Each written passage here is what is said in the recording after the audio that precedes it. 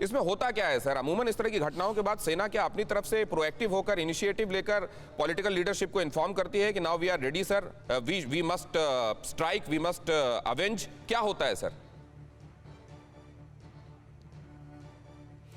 देखिए, सेना को कोई कोई ज़रूरत ही नहीं है कि वो गवर्नमेंट को इन्फॉर्म करे कि वो रेडी है, क्योंकि सेना इज़ ऑलवेज रेडी, वो हमेशा तैयार है। राइट। और ये बात गवर्नमेंट को मालूम है।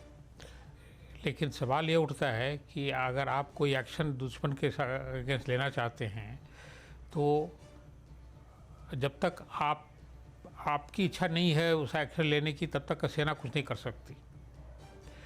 और जैसा ये आपने बालाकोट स्ट्राइक में देखा, गवर्नमेंट ने बहुत क्लियरली फ्री हैंड दे दिया एयरफोर्स को कि आप जाकर उसको स्ट्राइक करके डिस्ट्रॉय कर दो, और एयरफोर्स ने कर दिया।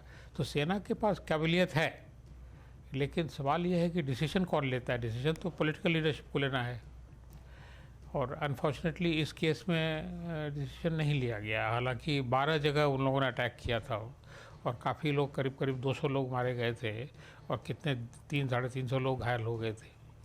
लेकिन फिर भी सर, मैं ये जानना चाह रहा हूँ फोर्सेस के बारे में। अगर ये हमेशा माना जाना चाहिए कि वो रेडी ही रहते हैं, तो ये जो टॉप ऑफिसर्स हैं, इनके ये कहने का क्या तात्पर्य था कि उस समय हम रेडी थे? मतलब अलग से स्पेसिफाई करने की जरूरत क्या है इस मामले में? क्यों कहा कई ऑफिसर्स ने, टॉप ऑफिसर्स ने, कि हम रेडी थे? मतलब क्या वो ये कह रहे हैं कि हमको इजाजत नहीं मिली?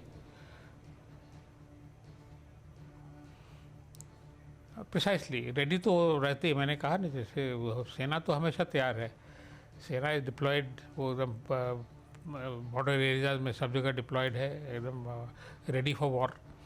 और सिर्फ डिसीजन पॉलिटिकल लीडरशिप का होना है, तो वो नहीं हुआ।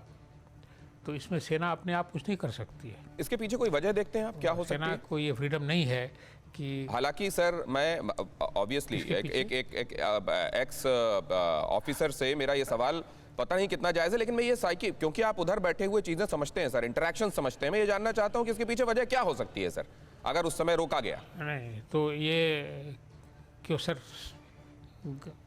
आपके पूछने का मतलब ये है कि सरकार ने डिसीजन क्यों नहीं लिया? जी, यही ना। तो बात यह है कि सरकार का भी इस डायलेमा है कि अगर वो कोई एक्शन लेती है, सरकार को लेती है, और आर्म फोर्सेस को रिलीज़ कर देती है, तो वो कहीं एस्केलेट करके वो फुल स्केल वॉर ना हो जाए।